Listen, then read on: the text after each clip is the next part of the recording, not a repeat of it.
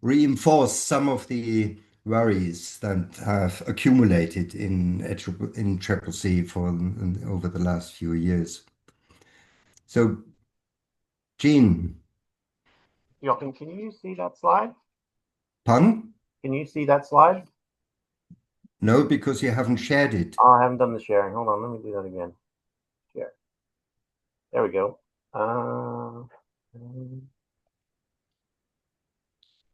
There. How about that? That's good. Okay, cool. So thanks very much. Look, I don't. Some of you won't know me. My name is Gene McGlynn. I'm currently president of the Dickson Residents Group, but most of my career was actually in climate change. I worked for about 25 years for the Commonwealth government.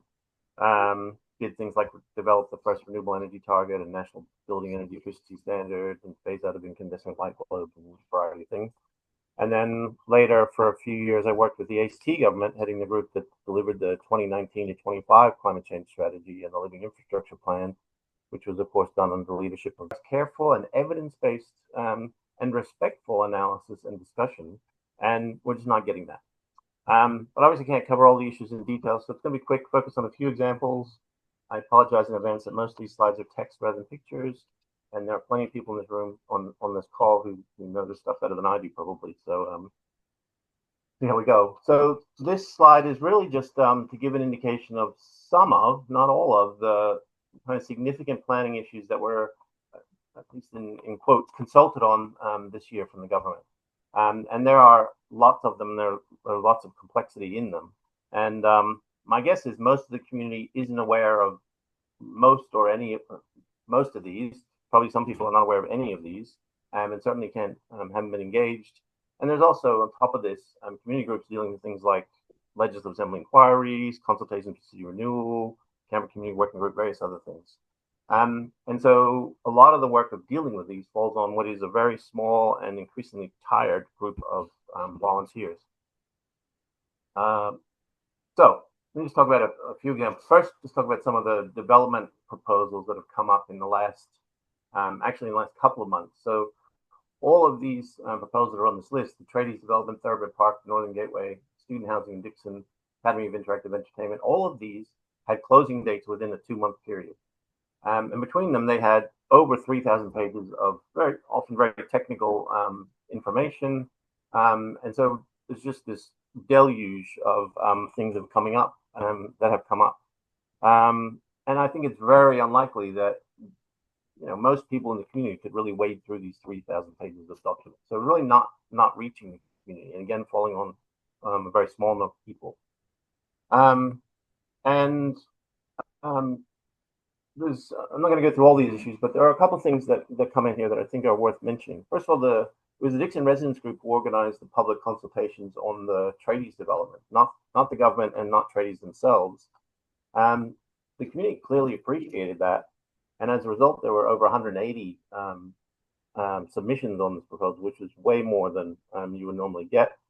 But it's not something that's generally done, and so it's very hard for people to get a good understanding of proposals.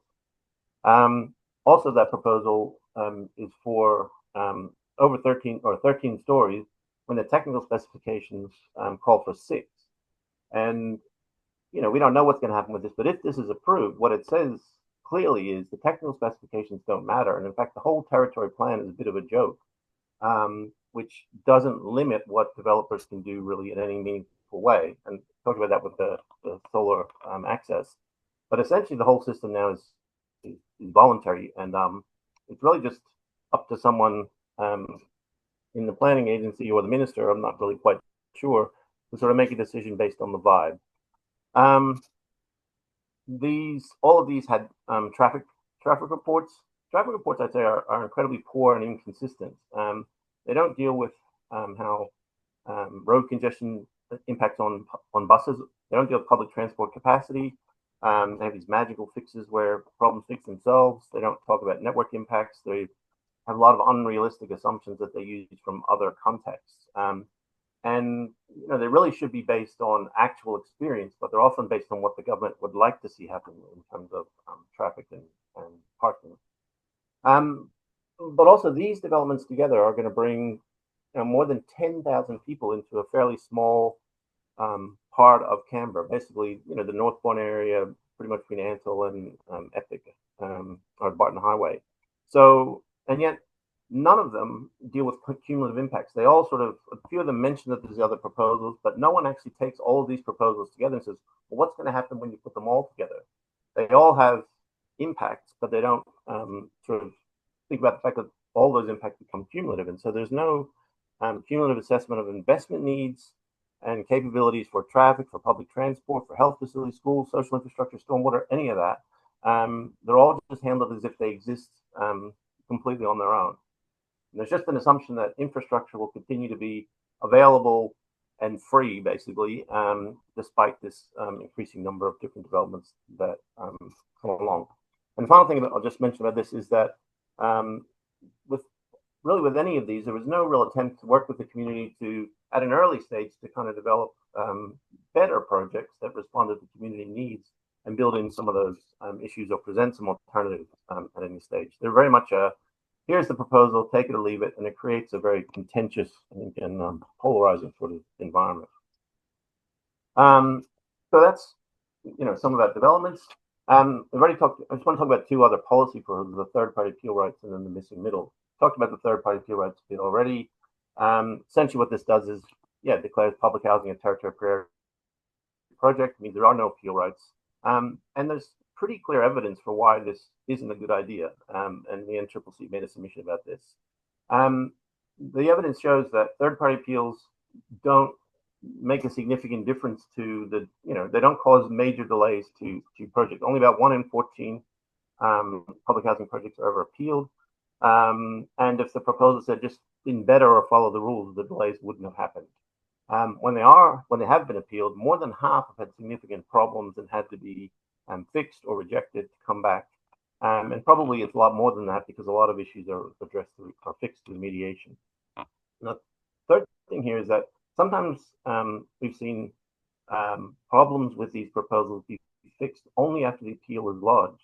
And so what's that saying is that the proponents of these, which I guess is the Commissioner for Housing, aren't taking the care to ensure that these are good quality proposals until they realize that someone's actually going to check their work. And so what this says to me is the current system is pretty efficient, ensures better outcomes for public housing tenants and the community, and it ensures that proponents know they're going to be checked, and so they make better proposals. But this legislation is going to remove this check, which is going to make people aware that they can. Certainly, there's an implication that they'll think they can get away with things that because no one's going to be checking them. And I'd just like to point out that when I think when the NCCC talked about this, or when other people talked about this, there's often a response to say, "Oh, well, this just shows that these NIMBY community groups don't like public housing," and that's absolutely not true. As you often said, NCCC is very supportive of more public housing. We definitely need more of that, but we also want good quality public housing, and that's what these appeals are about. And so, I think there's just an easy lie that's perpetrated in the community that if you're against any detail of anything related to public housing, you're against public housing itself, and that's just not the case. It's important to distinguish the goal from the method to achieve the goal. So that's third-party appeals. The other issue is missing middle reform, which is a massive change to the planning system. Less than 2 years after the planning reforms, which were told to be a once-in-a-generation reform, have started. And they'll, significantly change the requirements in RZ 1 and 2 to make high density easier. And they also make changes to other residential zones for reasons that aren't quite clear. And essentially, this is going to hand over much of Canberra's development to the whims of developers rather than, a planned city. And certainly the language from Minister Steele has indicated there's never any real chance, despite this consultation, that this reform will be significantly altered. They were already talking about how it's going to progress through the Legislative Assembly. And so it's clear that it's just tinkering at the edges. There's no real attempt to consult on the substance of this. And yet, despite that, and some other issues, half the community opposes it, at least based on submissions and things, even though the risks weren't explained. So just want to have a quick look at how this consultation was done and whether it answered, the questions that any policy really should. What's the problem? What alternatives are available? And will the proposed solution be effective? Because good government says that this should be done. And before doing that, I should point out that even within NCCC, there's not complete unanimity, I think, on how to handle this missing middle issue. It is a complex issue, but it's been handled as if it's a simple one, and I think that's the concern. So looking at some of the issues, first question is, what is the problem we're trying to solve? A lot of the documentation talks about, where we don't have enough of this so-called missing middle. But the answer is that the missing middle doesn't actually seem to be missing at all. This chart on the right shows the distribution of parent dwellings in Canberra by the orange is detached houses, the blue is the missing middle, the right is the high density. And what it shows is that, in almost all areas, we're up to at least a quarter, often a third, is missing middle, and a lot of the rest is higher density. So the missing middle is there already. I mean, you can see it. You walk around Braddon or Turner or Lynham, Dickson, Watson, it's all over the place. So this idea that it's not happening doesn't really seem true. And if you look on the left-hand side, this shows what's been built in the last 10 years. And what you see there is that outside of Gungahlin, virtually all development in Canberra in that 10-year period was either missing middle or higher density. The one area that's, there's not much happening with detached houses. So the trend, which is already well advanced on the right, is progressing quite quickly on the left. And so this idea that, there's not, this sort of missing middle housing isn't happening, doesn't seem like a well substantiated issue. And the history shows that we've been able to build that sort of housing. We've also been able to build enough housing to meet the percentage growth rates that we need to meet this 30,000 target that the government has set. And so it's not quite clear what the actual problem is, because very little mention of affordability of housing, which we'll come to. So that's the question of, what is the problem? And then the question of, will this be effective? And this is a really complex issue as to, what upzoning will do. Can't really get into it by any means right now, but one of the things that's often quoted in this debate is the experience of Auckland. Auckland went through an upzoning proposal, which they implemented in 2016, and it's quoted all over the world as, you can see that since that reform, the number of approvals has increased quite dramatically. And this blue line shows the Auckland experience, and certainly there was, an increase in the number of consents, which is what they call approvals in New Zealand, happened. But Wellington, which is the orange line, at the same time didn't engage in this sort of reform, or any reform, I think, and yet they had pretty much the same pattern of development over time. So this idea that upzoning is going to lead to this massive increase in housing supply is not necessarily well supported by the evidence. And there is a lot of dispute about this chart and the underlying analysis in the literature. I don't think there's a clear answer one way or the other, but the missing middle reform documents presented it as if it was absolutely going to work, and there was no doubt about that, and it was all going to be a magic result that we can all be happy with. Whereas in fact, the issue is, well, it needs more discussion and more analysis. And in Auckland, it took them 3 years to come up with their proposal. And to do that, they also set up an independent panel of experts, which included judge, economists, urban planners, lawyers, council people, community reps, to carefully consider these things and consider the many thousands of submissions. And there was a regular period of going back and forth with the community to understand and discuss these issues. And that sort of approach just isn't happening. It's been presented to the Canberra community as settled and, respect for the community's ability to consider complexity. And I'm just throwing Canberra onto the same chart and indexed it all back to 2016 as well, just to see that, we're sort of lagging behind. And so that, and have been for a while, so there's a question there. But also you can see that from about 2022 on, there's been a big drop off in all of these jurisdictions. And that seems to be when interest rates started to rise again. And so it shows that lack of availability of land doesn't really seem to be the primary driving problem here. It's there's a lot of other issues that are important as well. So this is just a slide. It just takes some quotes from a recent article by Totality, which is the question of, will this reform reduce costs? And I think the first line gives you a clue to what the article says. Approval is not the problem, delivery is. And it talks about the fact that this is across Australia. There's lots of approved houses, but it's getting them constructed and getting them constructed well that's really the problem. Don't really want to go into to this in detail, but again, it shows that this is there's a lot more to this debate than what the government has presented. And and the community isn't being consulted to have a serious conversation about this. It's just presented with something that's sold as. It's really, I think the missing middle documents are largely marketing documents rather than policy documents. Again, there are different issues, different views about this stuff, but it needs some more discussion than what was produced in the consultation. And then the other final thing that you asked is when you're looking at the policies, have other alternatives to deliver this outcome, whatever this poorly defined outcome is, actually being considered.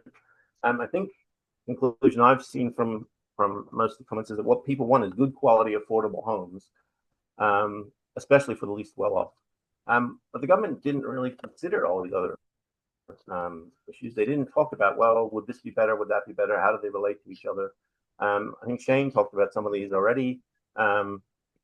But there's a whole range of other issues that probably would be more effective at delivering affordable housing, but none of them apparently were considered. And in fact, LVC, lease variation charges, which were mentioned by a lot of the comments on the missing middle as a real problem, was explicitly not on the table. Even though a lot of people said that would be a major incentive to construct more housing. And again, I'm not sure that's true or not, but it's certainly an issue that seems to deserve some attention, but it wasn't done. Instead, the government chose a proposal which is going to turn over the planning system largely to developers rather than look at some of these other sort of approaches. And I just point out this first point that the NCCC certainly doesn't oppose higher density development. What it wants is planned higher density developments where you can actually deliver the infrastructure that you need and not leave it, leave this development to happen wherever it wants to happen, and therefore have no ability to plan your city. And then finally, I guess I'd ask, was this consultation based on accurate info? Was it a fair and unbiased attempt by the government to explain what it's trying to do and how that's going to work? And I think the answer has to be a no. And just look at some of the examples that are here in orange. First thing is that it misstated the problem. There is really no missing middle. The fourth one there about well-located missing middle housing. There's no control in this system of where the missing middle housing will be built. So there's no way to make it well-located, and there's no way to match it with infrastructure. So that's not really true. It didn't talk about the impact on rates, even though there's some evidence that rates could go up by 25% or more. In the listening report, what the government says is, oh, well, it takes 4 or 5 years for those rate increases to flow through to people, so that'll be fine. I really don't think people would be happy to say, oh, well, okay, if I don't get my 25% increase for 4 or 5 years, that'll be fine. And that's, of course, on top of the rate increases that are happening under the government's tax shift. And the other thing is that the government said that good outcomes will be, in terms of amenity factor, will be guaranteed through this design guide.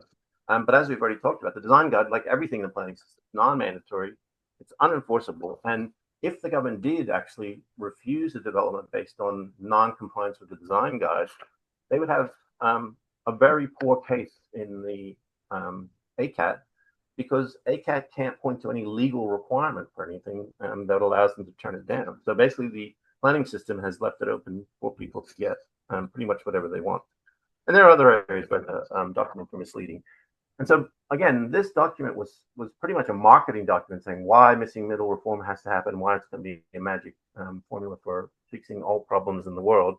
And yet, despite all that, around half of the people who submitted were opposed to it. I think 44% of written submissions either opposed or had significant concerns, 42% supported. And the survey was slightly different, 43% opposed, 47% supported. But even though they're presented with very biased and inaccurate information, still, a lot of them were very unhappy about it. And yet, it's also true, and the listening report mentions is that people support, more affordable housing. That's absolutely something people want to see. They just don't like this proposal or think that it's good for the outcome. So again, there's this real confusion between what the objective is and what the method is to get there. So obviously a very quick run through. But I think, when we look at all of this, there's a lot of complexity. There's a lot of volume. People are stressed. They're overburdened. And the government doesn't really do anything to engage meaningfully. It just puts documents online and expects people to find them and then work their way through them. There's no attempt to explain things, to analyze, or to to help people understand what's really going on. The planning system is now entirely subjective, and so that makes it difficult to engage with. There's no rules, and it's not quite clear how, under the system, you can kind of understand how decisions are made, or in fact, how corruption is going to be avoided when it's all about the vibe. It's clear that both from the development proposals and also the policy proposals, they need more analysis. They can't just have state things without actually providing any evidence to back them up or how they got to those conclusions. And the government could do a lot more work, both with development applications and with policy, in terms of explaining the key issues, explaining the evidence that comes from, but that's not happening. And also there needs to be more about alternatives that could be presented and considered.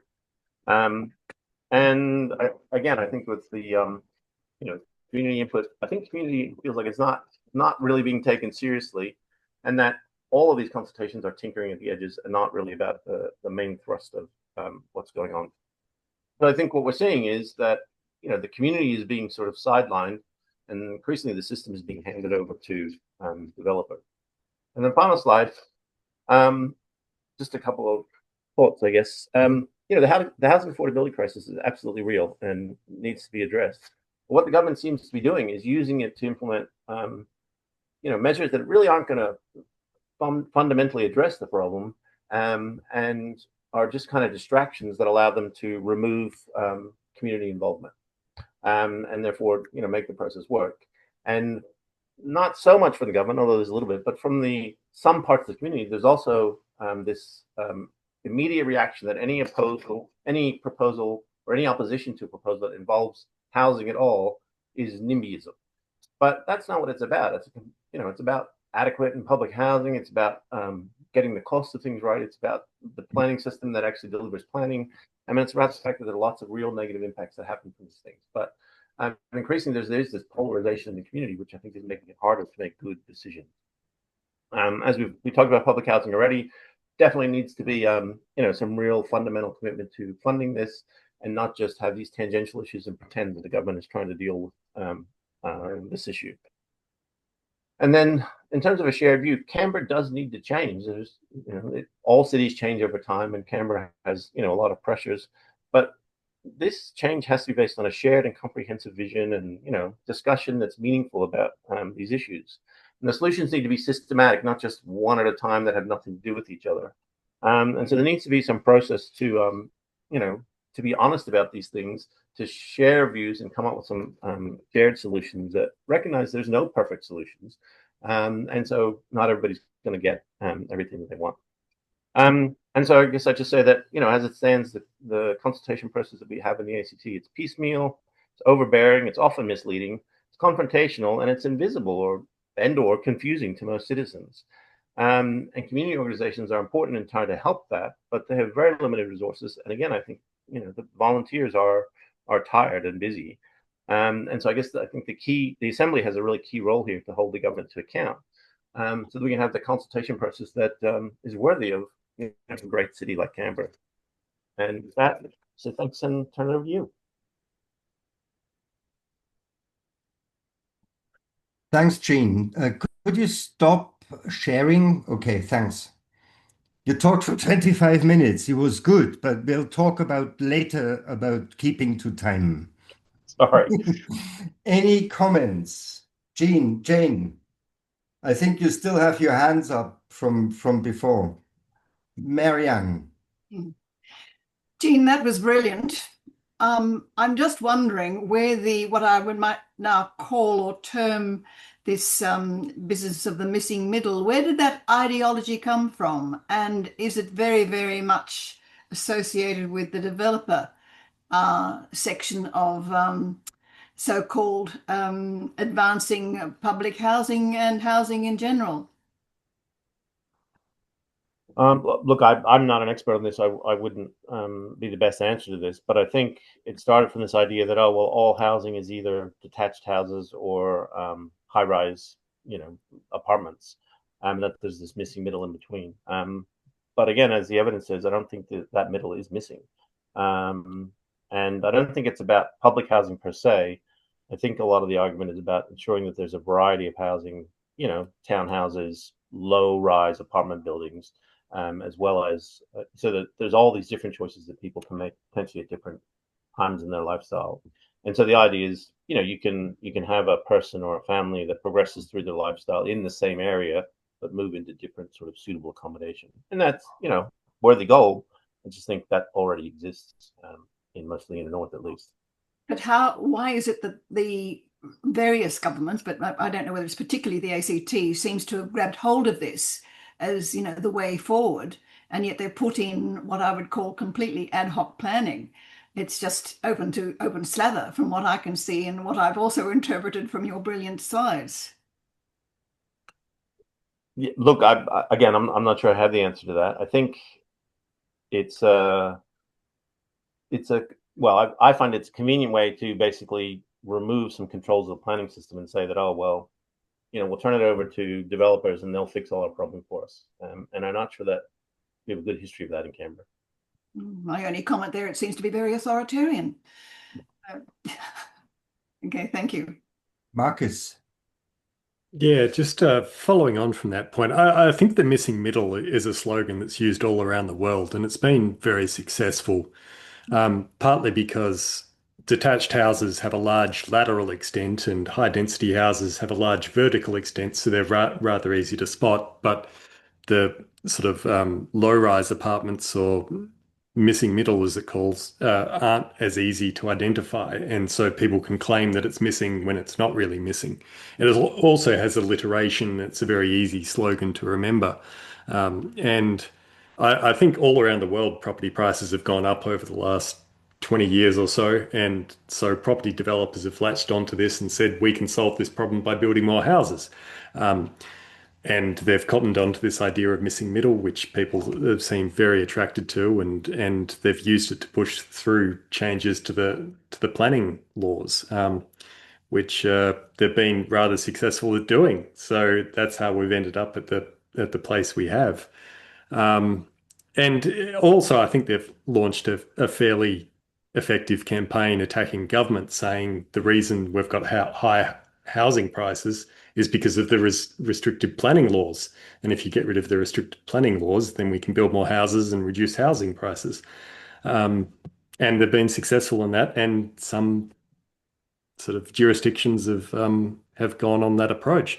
I think Melbourne and Canberra have taken a similar approach in that sense, in reducing and planning restrictions. And I think in both Melbourne and Canberra, there have been stagnation of house prices over the last few years, much different.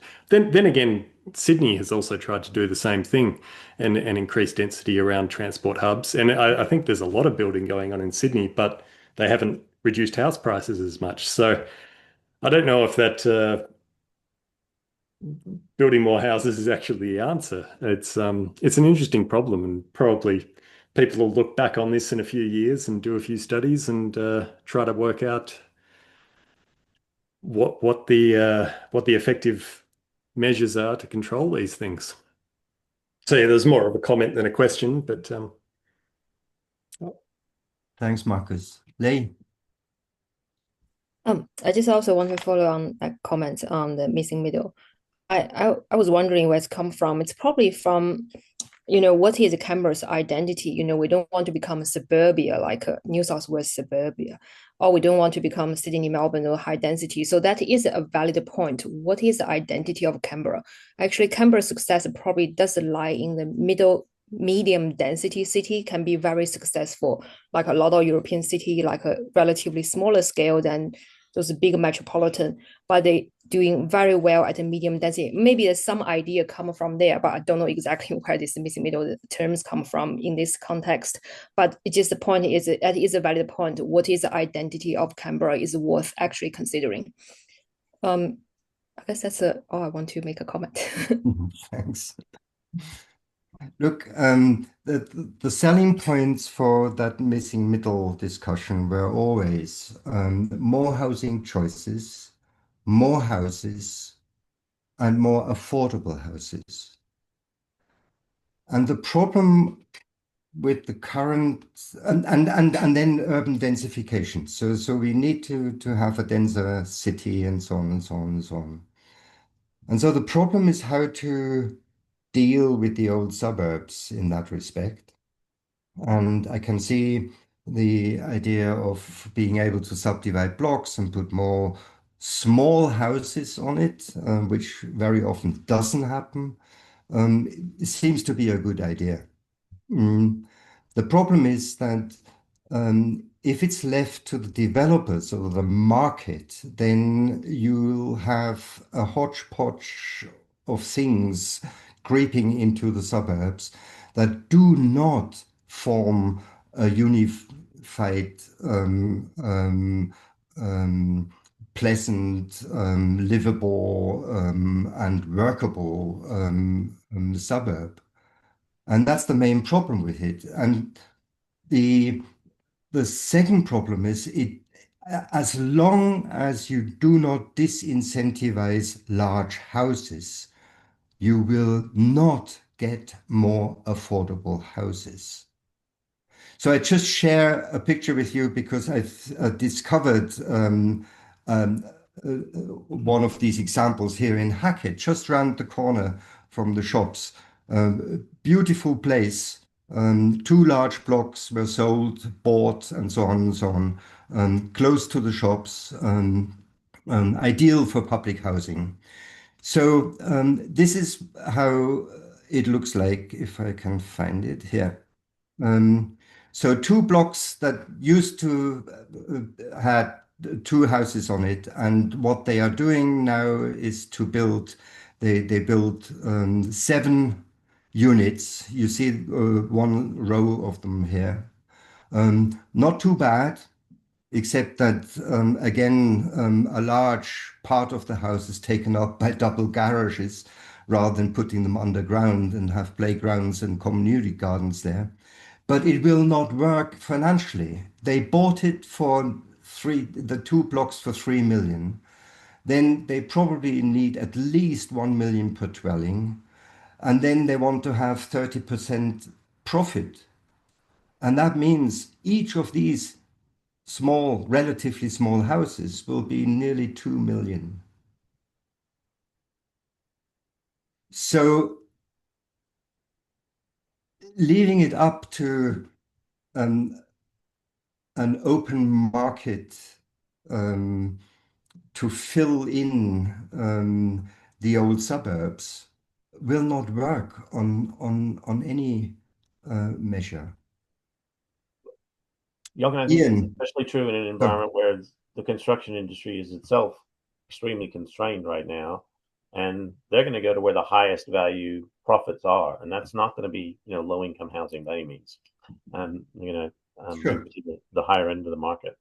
But I also think you raised the issue of when people, if people choose to build, whether it's a single house or even some townhouses, I've heard people saying, "Oh, we're going to build some townhouses near transport hubs." Well, it may be that in fact those areas are better for higher density, high-rise buildings, and we shouldn't be building medium, townhouse type development there. And that's where I think this issue is. This city needs planning, not just random choices by developers who are only interested in their development. What the missing middle approach is doing is basically removing that planning layer. Yeah. Ian. Thanks, Joachim. I haven't done a lot. Sorry, I'm part of Stelliolatico Housing, which is a missing middle development in Ainsley, and I can't speak as an expert about a lot of the issues you've discussed. I agree with a lot of the things that have been said. All I can do is talk about our experience here. For me, I wanted to downsize from a big house, and there were not townhouses that were well available in my area. I'm unsure what else is counted in missing middle, but I was looking for garden space as well. So for me, the missing middle argument is about choice, having the choice of the kinds of housing that would be available and wanting to downsize in my own community. The other point I wanted to make was just in relation to the rules and how we're hoping we can get a situation where there are rules and the rules are followed. And I agree with the view that the government no longer has resources and skills and the balance to make those judgments and make fair judgments unless somebody complains they're too busy fitting everything in. I do, however, want to say that the current building rules is a real mishmash. We've had a situation here where we had paving rules that are mostly designed to describe how water should run off away from the building. But we're using pavers that are completely permeable. If you throw a bucket of water onto the pavers, the water just disappears. So those rules are not relevant, and yet they conflict with rules concerning accessibility.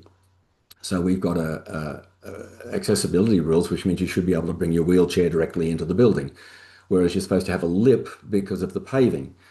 That's just one example, and I won't talk for long. Simply to say there is no absolute truth or absolute best answer for any situation when you're doing something as complicated as putting together a building. And my views have changed in the last 7 years while I've been working on this project, as I explained to the meeting, the last general meeting a month ago. And I have a lot of sympathy with all sides of this. It is complicated and difficult to get a good design. It is complicated to build anything, and it's complicated to build a good building. And then to try and make it match the National Construction Code as well as the ACT building codes, we helped identify yet another conflict between those two things. So it's a wicked problem. A lot of what's been said, I agree with. Some, it's not as simple as that. That's all. Thanks, Ian. Christine. Christine? Yeah, okay, I've lived here for about 10 years now. Prior to that, I lived in Bateman's Bay, so I'm very familiar with Canberra. I understand everything that you own in Canberra, the land is leased from the government. You can't actually own the land. So what concerns me is when these people who've got vacant lots, I'm just going to use that water park as an example, they've got a lease. Now, you'd think that that lease would have a clause that said, if you don't use it within a certain period of time, you lose your lease. That used to be something that I was familiar with in New South Wales many million years ago. So I don't understand why those contracts or whatever they are that let people lease the land as developers or whoever don't have some more penalty clauses in them. When I moved here, I was really upset about how disgraceful the Canberra and Melbourne buildings were. I mean, they're just a shocker. And yet there didn't seem to be any way to make those people who were leasing that whole buildings actually, come to the aid of party and clean them up, or no enforcement. So that's one of my things. If you're going to have people doing things, you've got to work on the premise that not everybody is a wonderful guy is going to look after you unless you put it in the contract. So I'm really upset about that. And also the sunlight thing. Okay, if that's got to be a clause in the contract, surely everybody who lives there or lives around there has got to have some way of, suing somebody if they don't get sunlight. And I don't know about the sunset clause for a developer.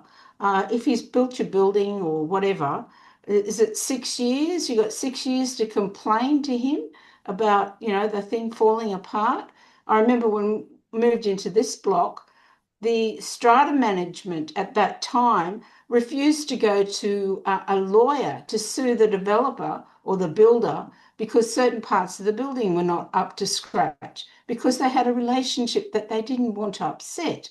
I mean, honestly, it makes me very angry that those kinds of, everybody's a mate and, if I make him upset, well, his sister-in-law is married to my brother-in-law's cousin up the road. It's really ridiculous.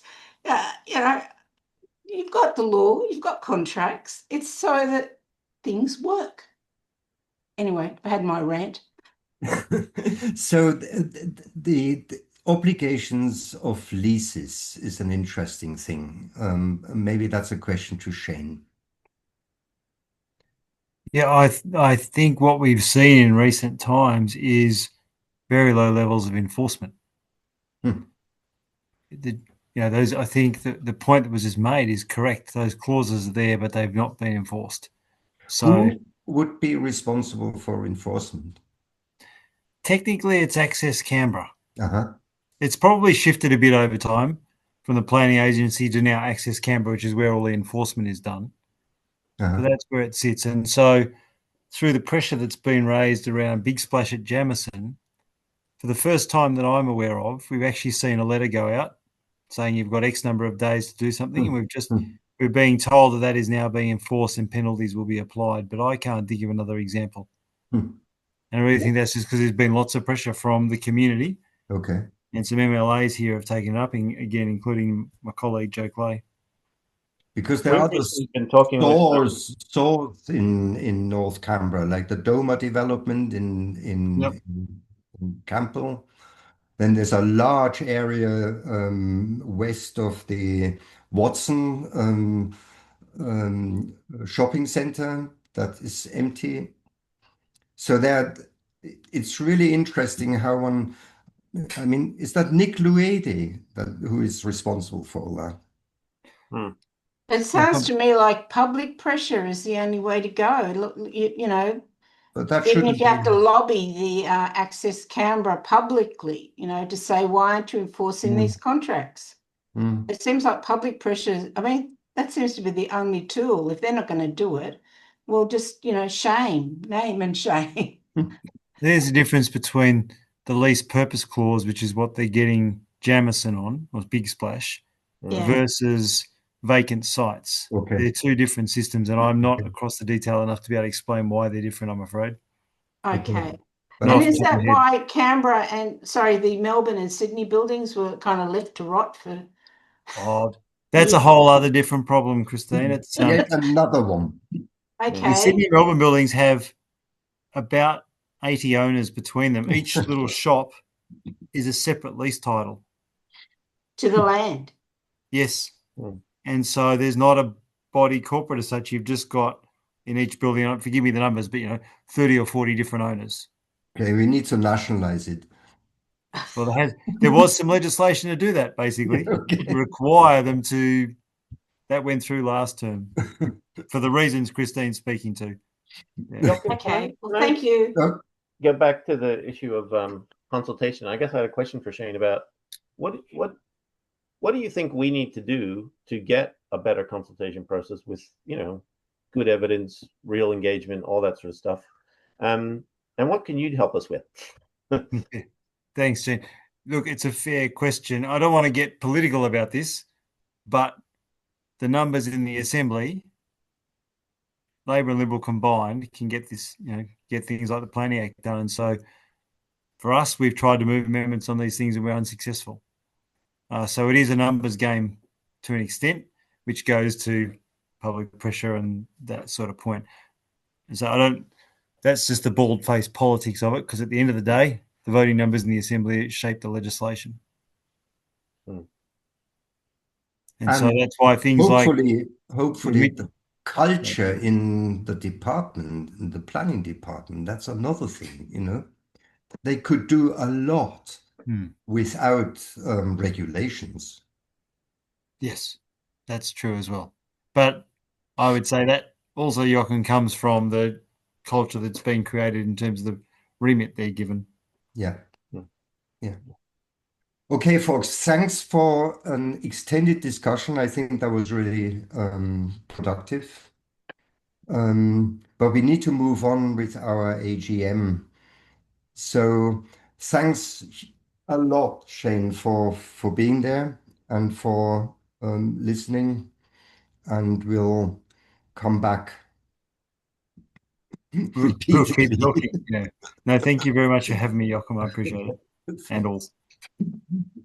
Okay.